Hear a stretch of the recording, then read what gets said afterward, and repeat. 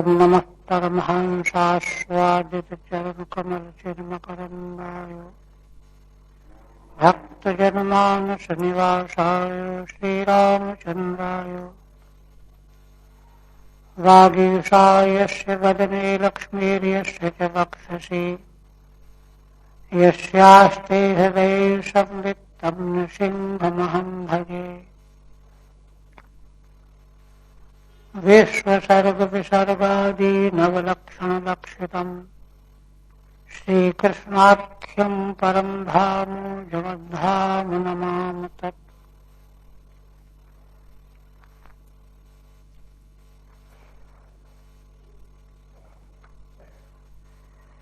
श्रीमद्भागवत के द्वितीय स्कंध का 7वां अध्याय पूर्ण हुआ और 5वें अध्याय से लेकर के 3 अध्यायों में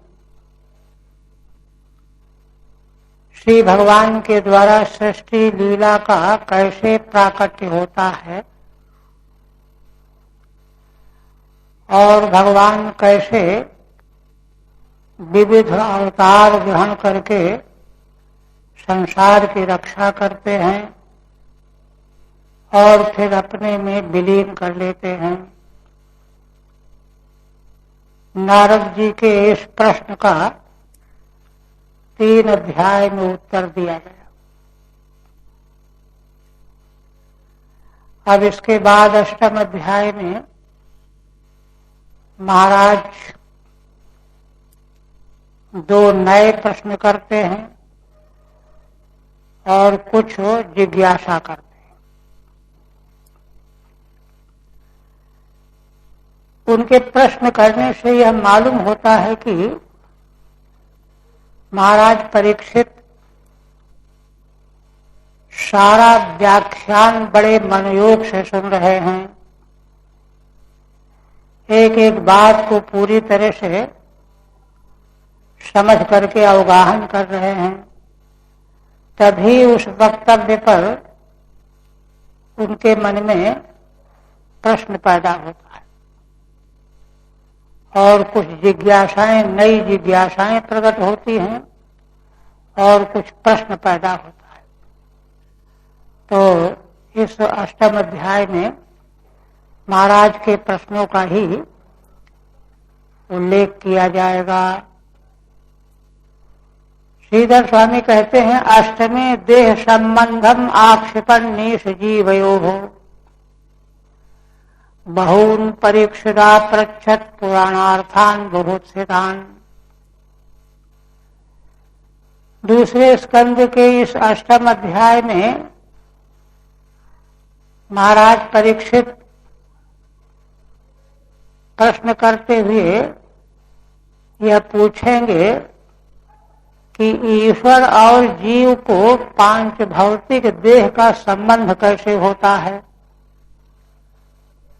जीवात्मा को देह कैसे मिलता है, व्यष्टि देह, और ईश्वर जो परमात्मा पुरुष हैं, सारे विराट ब्रह्मांड को उनका देह बताया गया ना।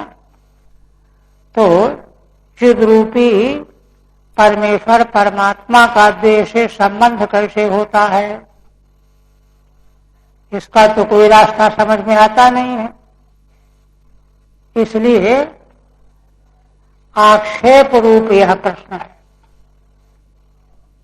संशय है कि आखिर जीव को शरीर कैसे प्राप्त होता है, चिद्रूप भगवान परमेश्वर को यह विग्रह कैसे प्राप्त होता है।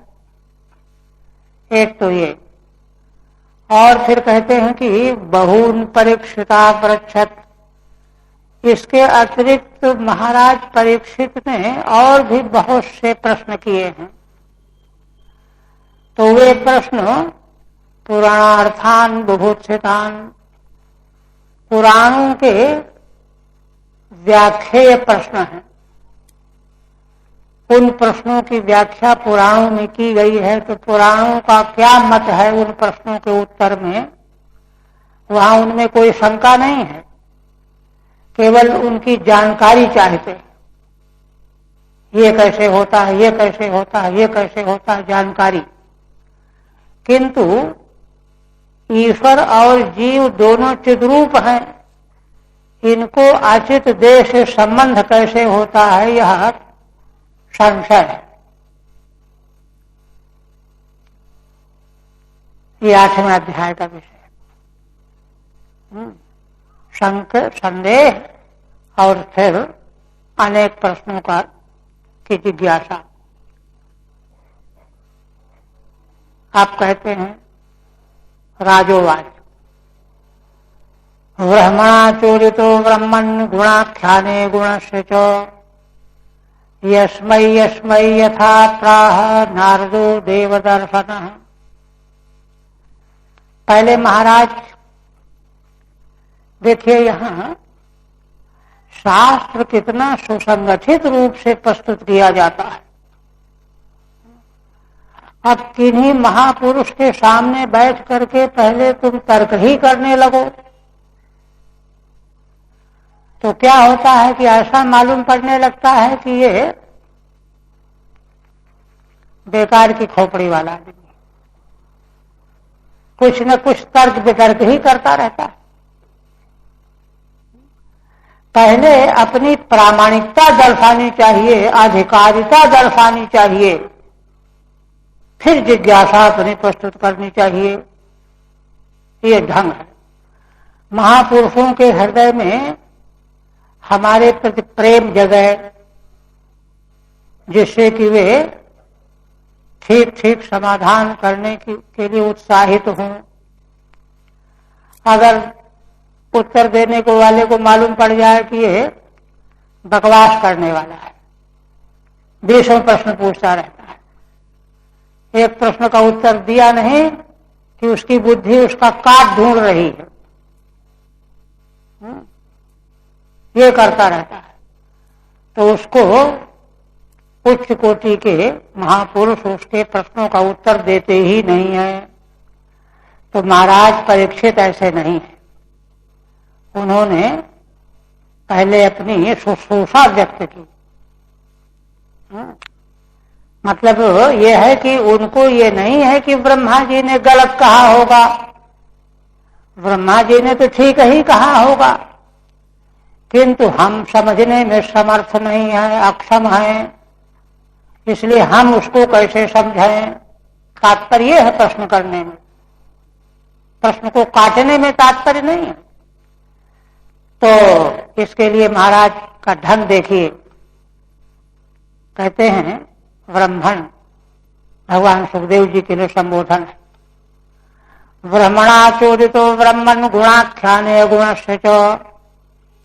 हे ब्रह्मन, हे भगवान, ब्रह्मा जी के द्वारा नारद जी को प्रेरित किया गया। ब्रह्मा जी ने अंत में कहा ना कि नारद, तुमने जो प्रश्न किया था हमने संक्षेप में तुमको उत्तर दे दिया, अब जाओ संसार में निर्गुण भगवान के गुणमय लीला कर्मों का उपदेश करो, वर्णन करो, और देखो ऐसा उपदेश करना, ऐसा व्याख्यान करना कि लोगों के मन में भगवान के प्रति प्रेम जगे। केवल रूखा सूखा तत्व ज्ञान का ही उपदेश मत करते रहना, ये कहा था ब्रह्मा जी। तो उसी के बारे में पहले कह रहे हैं कि ब्रह्मा जी के द्वारा नारद जी को प्रेरित किया गया। किस लिए प्रेरित किया गया? अगुण से गुणाख्याने, जो भगवान निर्गुण हैं, प्रारंभ है भी, उनके विशिष्ट गुणों का वर्णन करने के लिए प्रेरित किया ब्रह्मा जी ने। तो अब आप बताइए कि नारद जी ने कहां कहां जा जा करके क्या क्या उपदेश किया, किसको किसको उपदेश किया। यस्मै यस्मै यथा प्राह नारदो देवदर्शनः, किसको किसको उपदेश किया और कैसे उपदेश किया। यथा माने उनके उस उपदेश को बड़ी लालसा है महाराज के मन में कि उन्होंने क्या कहा होगा, हम भी सुने। भगवान के गुणों का वर्णन क्या किया होगा, हम भी सुने। एक बात और कहते हैं कि ब्राह्मणों नारदो देव दर्शन, श्री नारद जी का दर्शन प्राप्त हो जाना कोई मामूली दर्शन नहीं है। देववत दर्शनम यस्य, श्री नारद जी का दर्शन प्राप्त होना माने देव का, भगवान का दर्शन प्राप्त होना है। तो ऐसे भगवान के दर्शन तुल्य जिनका दर्शन है, उन नारद जी ने किनको किनको जाकर के क्या क्या उपदेश किया। तो मूलभूत उपदेश तो नारद जी का भगवान व्यास को ही हुआ है, चतुश्लोकी भागवत का प्रथम स्कंद में जो उल्लेख आया है। तो ये अब टीका में देखिए, त्वमेतद विपुली कुरु इत्युक्तम, ब्रह्मा जी के द्वारा नारद जी को आदेश दिया गया कि तुम इस भागवत को विस्तार से लोगों को सुनाओ। संक्षेप में जो हमने भगवान के वैभव का वर्णन किया, इसको विस्तार से लोगों को बताओ। तदेव विपुलीकरणम प्रच्छति, तो यह जो ब्रह्मा जी के द्वारा नारद जी को काम सौंपा गया था, तो वह काम नारद जी ने कैसे किया, कैसे विपुल किया। ब्रह्मणा इति त्रिभिः, 3 श्लोकों से, माने भाव विभोर होकर के प्रश्न करते हैं। कोई ये नहीं कि बस केवल ऊपर ऊपर प्रश्न कर दिया। अगुणस्य गुणातीतस्यापि, भगवान वस्तुतः तो अगुण माने गुणातीत है, गुणों से परे है, अतीत है, गुणों को पार किए हुए। उनके भी, उन भगवान गुणातीत भगवान के गुणों का किसको किसको कैसे उपदेश किया। देववत दर्शनम यशसा, और स्वयं नारद जी का दर्शन देव के समान दर्शन है। देव माने भगवान परमेश्वर परमात्मा के समान ही जिनका दर्शन है। तभी तो उनके उपदेश से भगवान व्यास प्रभावित हुए। और कहते हैं, एतद् वेदितुमिच्छामि तत्त्वं वेद विदाम्बर, हरेरद्भुत वीर्यस्य कथा लोक सुमंगलाः। और महाराज परीक्षित कहते हैं कि हे ब्रह्मन, यह बात मैं जानना चाहता हूं, और आप तत्व के जानने वालों, वेद के जानने वालों में सर्वश्रेष्ठ हैं। इसलिए भगवत लीला वर्णन का तत्व आपके द्वारा प्रामाणिक रूप में मालूम पड़ जाएगा, उसी को मैं जानना चाहता हूं। अर्थात हरे अद्भुत वीर्यस्य कथा लोक सुमंगलाः, श्री भगवान हरि अद्भुत बल पराक्रम वाले हैं। उनकी कथाएं सारे संसार का मंगल करने वाली होती हैं। इसलिए भगवान की लीला कथाओं को नारद जी ने किसको किसको किस प्रकार से वर्णन किया, यह मैं बड़ी तत्परता से सुनना चाहता हूं। स्पृहा व्यक्त की, श्रद्धा व्यक्त की। और कहते हैं, कथयस्व महाभागो यथा अहम अखिलात्मनि, कृष्णे निवेशिनी संगम मनस्त्यक्षे कलेवरम। निर्मल हृदय महाराज परीक्षित भगवान सुखदेव जी से प्रार्थना करते हैं कि हे महाभाग्यशालिन, आप कृपा करके अद्भुत पराक्रम वाले भगवान की मंगलमयी लीला कथाओं को जरूर सुनाइए। और इस तरह से सुनाइए, यथा अहम अखिलात्मनि, कि जिस प्रकार से मैं अखिल आत्मा, भगवान तो अखंड अखिल जीव मात्र की आत्मा है, सर्वात्मा है,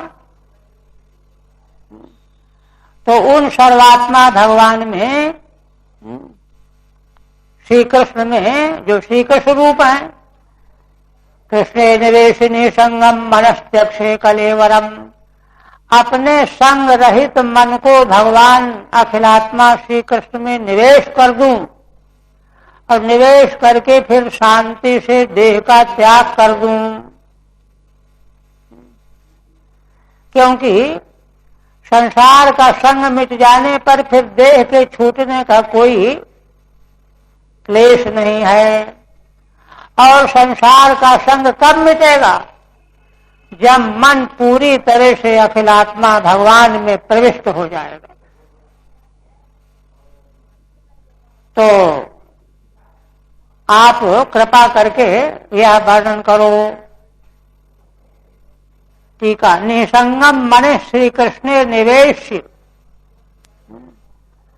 अपने निसंग हुए मन को भगवान श्री कृष्ण में प्रवेश करा करके, है ना, अपने शरीर का कलेवर का मैं त्याग करूं, यह अपना प्रयत्न बता रहे हैं कि मैं यह चाहता हूं, ऐसा करना चाहता हूं, ऐसा मेरा संकल्प है। और कहते हैं कि और भी सर्वतः श्रद्धया नित्यम गणतश्च स्वचेष्टितम कालेन नाति दीर्घेणु भगवान विशते हृदय। अब वो कहते हैं कि ऐसा मेरे मन में आया तो है, किंतु वास्तव में अपने प्रयत्न की कोई अपेक्षा ही नहीं है। अपना प्रयत्न केवल भगवान में मन लगाना है। फिर मैं यह करूं वह करूं इसकी कोई अपेक्षा ही नहीं रहती। वस्तु स्थिति यह है। किंतु जब तक भगवान में पूरी तरह मन प्रविष्ट नहीं होता, तब तक साधक अंदर अंदर सोचता रहता क्या करें क्या न करें, क्या करें क्या न करें। तो क्या कहते हैं, शृण्वतः श्रद्धया नित्यम गणतश्च स्वचेष्टितम। मैंने महान पुरुषों से, भगवान के भक्तों से सुना है कि कोई मनुष्य श्रद्धा पूर्वक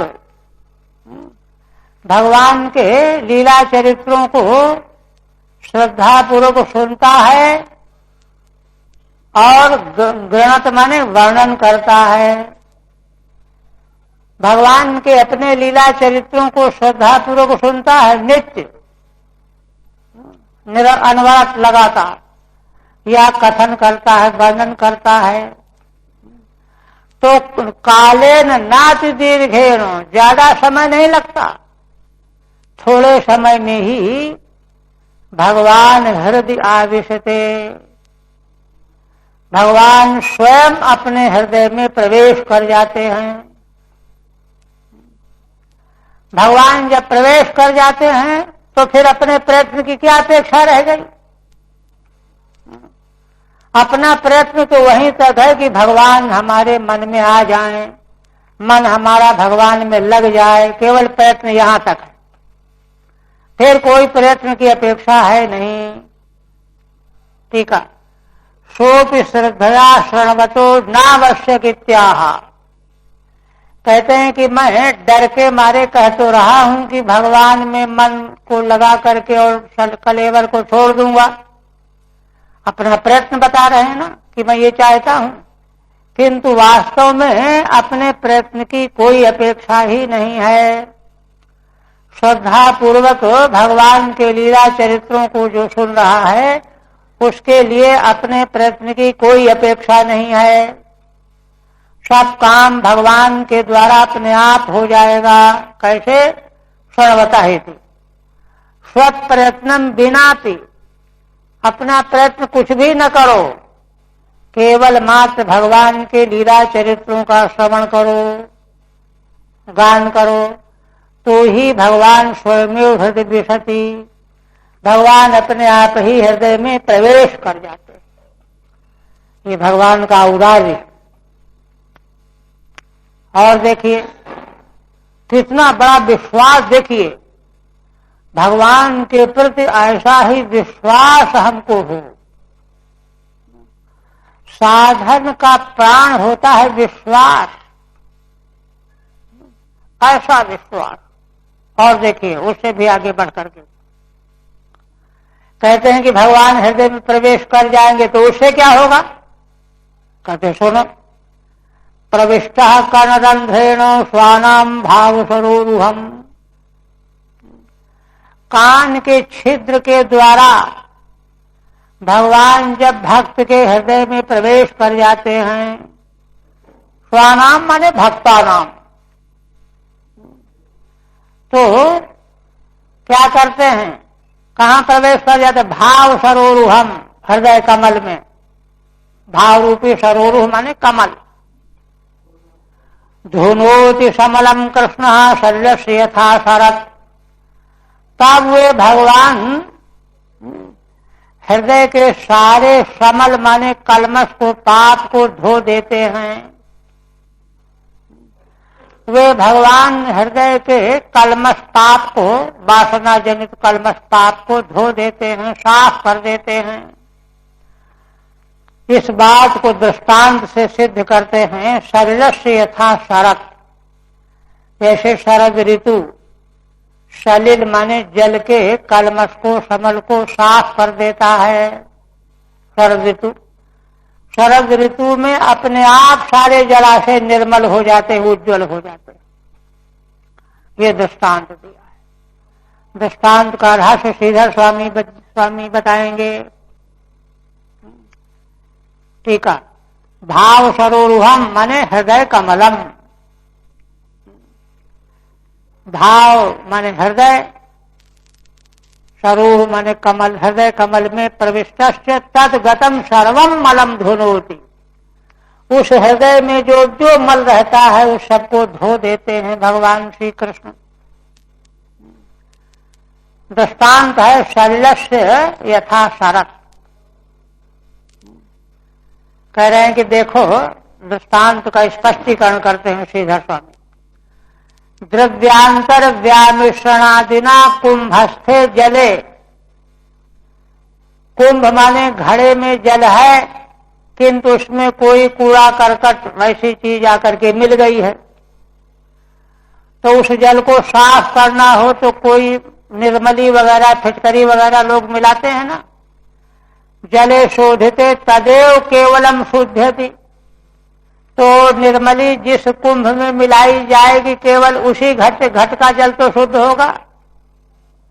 न तो नदी तडागादिगतम, नदी का तालाब का तो शुद्ध होगा नहीं।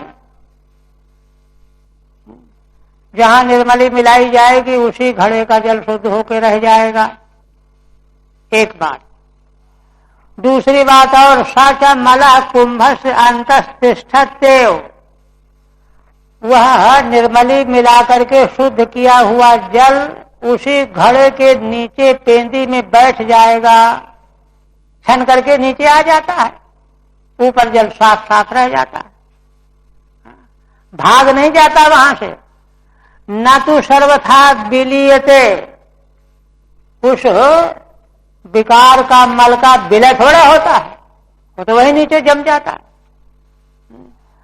अतएव किंचित चलने पुनः क्षुभ्यति च। इसलिए जरा सा धक्का हो कुंभ में तो फिर से चंचल होकर के ऊपर आ जाएगा। पुनः क्षुभ्यति च। इसी प्रकार से दो दृष्टांत दिए। दृष्टांत को समझाने के लिए दो दृष्टांत दिए। एवं तपोदानादि प्रायश्चित्तम। इसी प्रकार से तप के द्वारा, दान के द्वारा, प्रायश्चित आदि के द्वारा न सर्वथा सर्वेषाम सर्वम पापम धुनोति। सब प्रकार से सभी का सारा पाप नहीं धुल पाता है, किंतु सावशेषम, है ना, जिस परिमाण का तप है उतनी शुद्धि होगी, कुछ ना कुछ गड़बड़ रह जाएगा, सावशेष रह जाएगा, है ना। अत्यच कष्ट देव। अब तप तो किया 20 आदमियों ने, शुद्धि किसी 3 की हुई, 4 की हुई और बाकी की नहीं हुई, और हुई तो थोड़ी हुई, किंचित देव। किंतु भगवान जब हृदय में प्रवेश कर जाते हैं, हृदय प्रविष्ट मात्रस्तु श्री कृष्ण, अगर भगवान हृदय में प्रविष्ट हो जाते हैं तो सर्वेषां सर्वं पापम निशेषम हरति, तो सभी का संपूर्ण पाप पूरी तरह से हरण कर लेते हैं।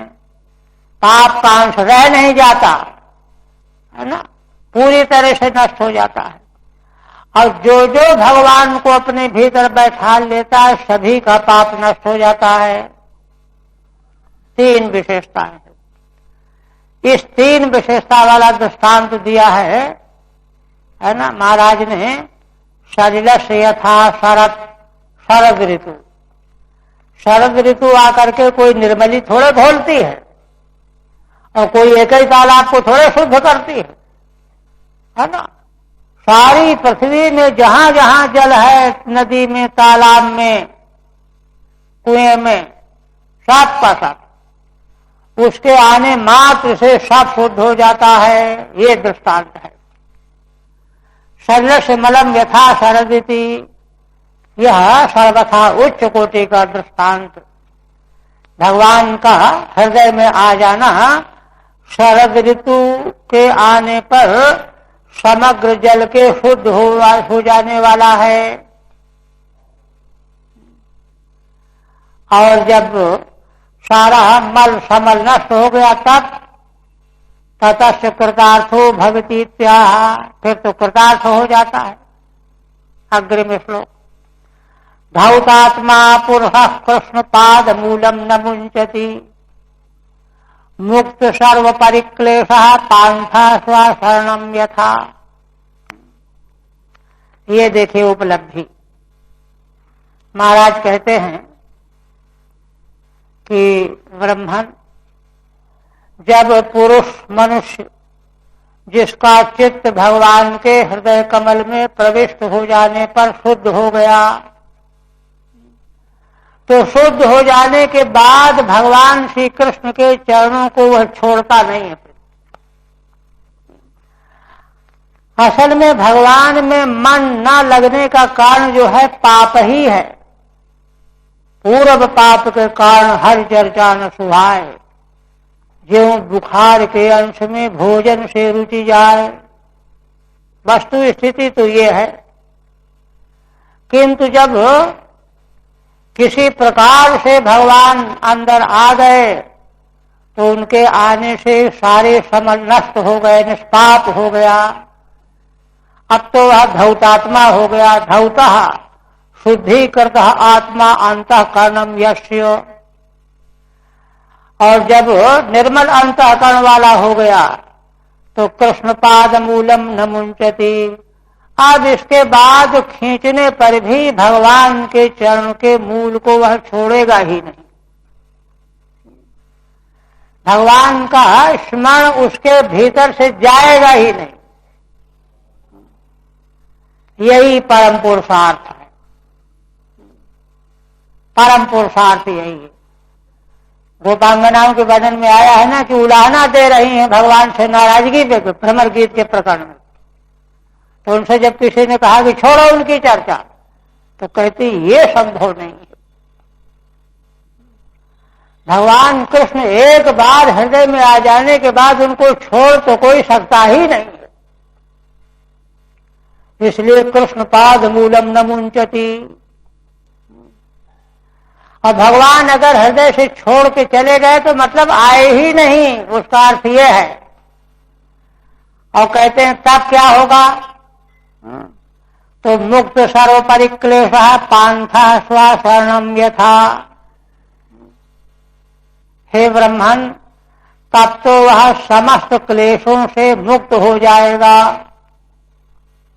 परिक्लेश, परितः क्लेश, परिक्लेश। क्लेश की जो है धाराएं हैं, आध्यात्मिक, आदि भौतिक, आदि दैविक, तीनों प्रकार के ताप रूपी क्लेशों से वह मुक्त हो जाएगा। भगवान के चरणों में जहां मन है वहां क्लेश कहां रह सकता है? दृष्टांत दे रहे हैं इसका भी। कैसे? पांथ स्वशरणम यथा। पांथ माने राहगीर, 15 दिन से पैदल चला रहा, यात्रा करते करते थक गया, चूर चूर हो गया, और स्वशरणम अपने घर में पहुंच गया थक मान करके। अब वह पहुंच करके वहां विश्राम करेगा, घर छोड़ेगा नहीं। ऐसे ही भगवान के चरणों से दूर रह करके ही तो वहां बेचैन था, जल रहा था, संतप्त हो रहा था। अब भगवान के चरण रूपी ग्रह मिल गया उसको, इसलिए सात क्लेशों से मुक्त होकर के फिर वह चरणों को छोड़ ही नहीं सकता। पांथा स्वशरणम यथा। टीका, ततश्च कृतार्थो भवति इत्याह। और ऐसा होने पर वह कृतार्थ हो जाता है। देखिए श्रीमद् भागवत के सुनने का फल और किस तरह से सुनना है, सुनने से क्या होता है, सब कुछ स्पष्ट बताया जा रहा है। धौत आत्मा माने निष्पाप हो गया, आत्मा अंतःकरण शुद्ध हो गया। मुक्ता सर्वे राग द्वेषादय परिक्लेशा। सारे राग द्वेष आदि क्लेश मुक्त हो गया इनसे। ये न पांथ प्रवासादागतः, प्रवास से विदेश से बाहर से चल करके आया, 15 दिन चल करके। स्वस्य शरणम गृहम यथा न मुंचति। आप घर पहुंच गया है, घर छोड़ के नहीं जा रहा, जैसे ऐसे ही संसार के ताप से संतप्त प्राणी की यह अवस्था हो जाती है। पूर्ण कृतकृत्य हो जाता है, कृतार्थ हो जाता है, पुरुषार्थ की परम प्राप्ति हो जाती है। ये महाराज ने पहले सुनने की कितनी प्रबल आकांक्षा अपनी व्यक्त की, प्रकट की। अब निर्मल मन है, निर्मल मन में जो शंका आवे, क्योंकि छिपाओगे तो समाधान कहां होगा फिर। श्रद्धा का मतलब ये नहीं है कि समझ में बात आ ही नहीं रही, केवल जी जी जी कर रहे हैं, ये ठीक नहीं। इसलिए कहे अब प्रश्न करने लगे। माने लक्ष्य तो महाराज का ये है कि हम ये चाहते हैं कि भगवान में हम पूरा अपना निसंग मन समर्पित कर दें और शरीर को त्याग दें, अथवा भगवान जब हमारे हृदय में आ जाएंगे तो फिर हमको कुछ करना ही नहीं है, परम आनंद मिल जाएगा। और आप प्रश्न करते है ना, यद धातु मतो ब्रह्मन् देहारंभो धातु भी यदृक्षया हेतु नावा भवन्तु जानते यथा। आप प्रश्न करते हैं जो उनके मन में संशय है। कहते हैं कि हे ब्रह्मन्, अस्य जीवस्य ईश्वरस्य वा अधातुमतः। जीव ईश्वर भगवान का स्वरूप जो है, धातु कहते हैं पंचभूत को, अधातु बने पंचभूतों से रहित। जीवात्मा का स्वरूप और समष्टि ईश्वर का स्वरूप पांच भौतिक है नहीं, तो उनको उनके देह का देह तो पांच भौतिक है, धातु भी पांच भौतिक ही। कथम देहारंभ, देह कैसे बन गया, उससे संबंध कैसे हो गया। कहते हैं कि आप कृपा करके बताइए कि यदक्षया माने अकस्मात, जैसे बिजली गिर पड़े, कोई पेड़ को डाल फट जाए, यदक्षया, अथवा कोई हेतु है, कोई कारण है। कारण है तो कौन कारण है, इनमें से ठीक ठीक बात आप जानते हैं। भवंतो जानते यथा। आप कृपा करके यह बात बताइए। बल्कि यहां से प्रश्नावली शुरू करते हैं और ये प्रश्न इनके जाएंगे काफी दूर तक, ये संशयात्मक प्रश्न है, आगे फिर सीधे जिज्ञासित प्रश्न होंगे। श्रीधर स्वामी कहते हैं तदेवं सर्वोत्सुक्यम आविष्कृत। इस प्रकार से महाराज ने भगवत चरित्र श्रवण की उत्सुकता व्यक्त कर दी। अब संदिग्धान अर्थान पृच्छति, जिन अर्थों में उनको संदेह बना हुआ है, यह कैसे, यह कैसे, ऐसा कैसे, उनको पूछने लगे। क्या? पहला प्रश्न, अधातुमतः, जिनका देह धातु वाला है नहीं, देह ही नहीं है, जिनमें पंचभूत से रहित स्वरूप है जीवात्मा ईश्वर का। धातु कहते हैं महाभूतानि, धातवो महाभूतानि, उनसे रहित जिनका स्वरूप है जीव ईश्वर का। तत्संबंध शून्य स्यास्य लौकिकस्य आत्मनः, पंचभूतों के संबंध से शून्य यह जो लौकिक आत्मा माने जीवात्मा है, इसका धातुभिर देहारंभ इति यत्, धातु माने पंचभूतों के द्वारा देह इसके लिए कैसे बन गया, देह से जो कैसे गया यह जीव। इति यत् एतत् किम, यह बात कैसे हो गई। यदृच्छया, यदृच्छया माने अकस्मात, निर्निमित्त, निमित्त कुछ नहीं है, अकस्मात घट गई घटना। अथवा हेतुना वा, अथवा कोई हेतु है, कर्म है, काल है, कुछ हेतु है। कर्मादिना भवंतो यथावत् जानते, मैं अच्छी तरह समझता हूं कि आप इस रहस्य को ठीक ठीक जानते हैं। अतः कथयन्ति शेषः, इसलिए आप कृपा करके इसका कथन करो। दूसरा प्रश्न, यह तो जीव के बारे में हुआ, ईश्वर के बारे में भी मिलता जुलता प्रश्न है वैसा ही। कहते हैं यश्चासादीश्वरः सोप्येतत् तुल्य देहवान प्रोक्तः, और यह जो ईश्वर आपने बताया वह भी जीव के देह के जैसा ही है। अरे जीव का देह जरा छोटा है, पिंड है, और ईश्वर का देह सारा ब्रह्मांड ही है, बात तो बराबर हो गई। अतस्तस्य को विशेषः, इसलिए देही तो दोनों हो गए, विशेषता क्या हुई। अब विशेषता नहीं तो क्यों ईश्वर के भजन से जीव के दुख दूर होंगे। को विशेषः इत्याशय न पृच्छति, इस आशय से 1.5 श्लोक से पूछ रहे हैं। क्या?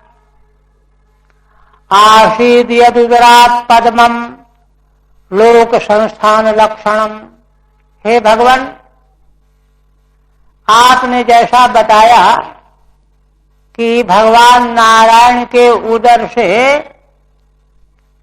नाभि कमल प्रकट हुआ, और यह नाभि कमल क्या है? लोक संस्थान लक्षणम, है ना।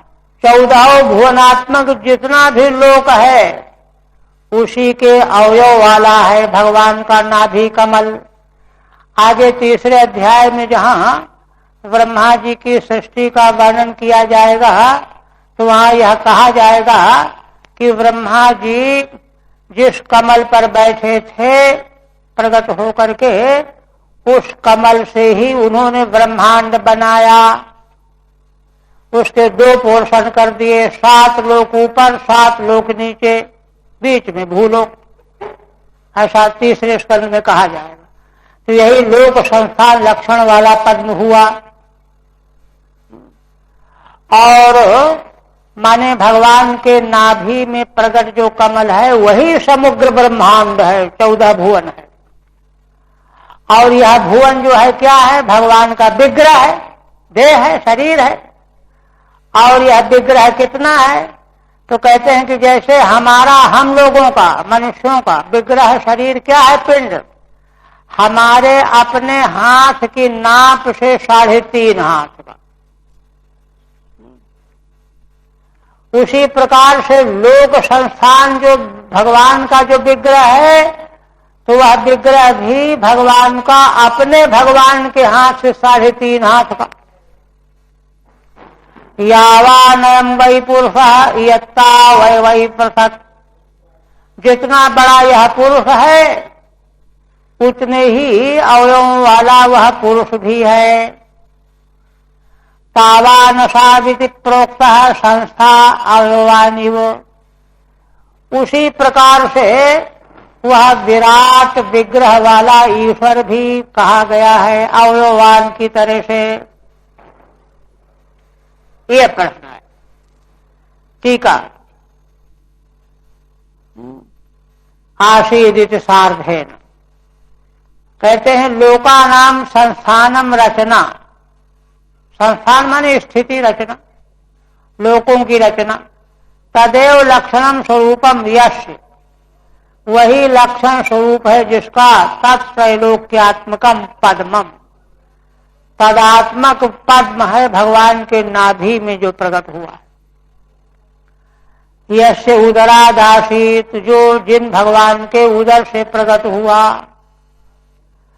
असौ ईश्वरः यत्ता युक्तैः स्वपरिमितैः अवयवैः अयम लौकिकः पुरुषो यावान, लौकिक पुरुष माने जीव, हम लोगों के शरीर की लंबाई जितनी है अपने नाप से, उसी प्रकार से भगवान के विग्रह की भी लंबाई उनके अपने नाप से है। पुरुषो यावान यत् संख्या का अवयव युक्तस्तावान, अरे हमारे भी देखिए पैर हैं, घुटने हैं, जंघाएं हैं, कटी है, उदर है, वक्षस्थल है, कंठ है, सिर है, ऐसे ही भगवान को वर्णन किया गया है ना। यत् संख्या का अवयव युक्तस्तावान प्रोक्तः, उतने ही अंग प्रत्यंग अवयव भगवान के भी कहे गए। संख्या संस्थावान अवयवान च प्रोक्तः, माने संस्था वाला और अवयव वाला कहा गया है। अतः को विशेषस्तस्येति, तो जीव में और ईश्वर में विशेषता क्या है? छोटे बड़े की विशेषता है कि और कुछ विशेषता है? फिर कहते हैं, और कहते हैं विशेष तो अवश्य बताना ही होगा। क्यों?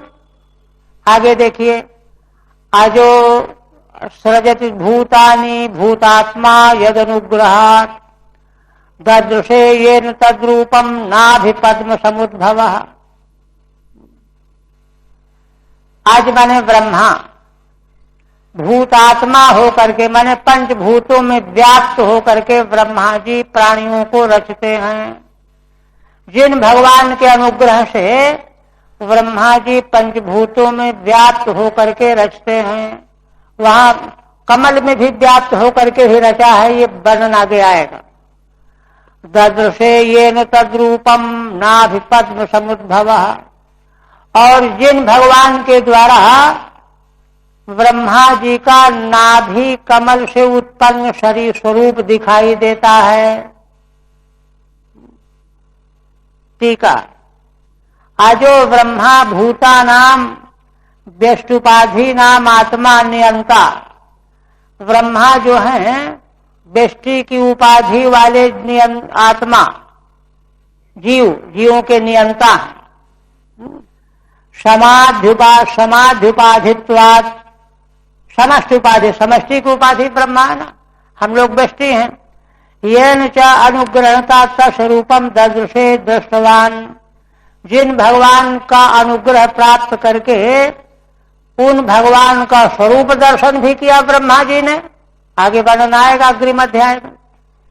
एतच तस्यापि द्रष्टु ईशस्य कूटस्थस्य अखिलात्मनः, ब्रह्मा जी पहले कह चुके हैं कि उन दृष्टा ईश्वर कूटस्थ अखिलात्मा भगवान संसार को रचते हैं, और उनके रचे हुए संसार को मैं रचता हूँ। सर्जम सृजामि, उन्होंने मुझे भी रचा और वे संसार को रचते हैं, उनके रचे हुए संसार को मैं रचता हूँ। आमीक्षैवाभिचोदितः, भगवान के संकल्प से प्रेरित होकर के उन्हीं के द्वारा रचे गए संसार को मैं बनाता हूँ। इत्यादि नोक्तम अनुद्यते, यह जो पीछे ब्रह्मा जी ने स्वयं कहा है उसी को महाराज यहाँ प्रश्न के रूप में रख रहे हैं। अग्रे तो स्पष्टम भविष्यति, यह बात आगे स्पष्ट हो जाएगी। ठीक है, अच्छा यही आज जो है आज उधर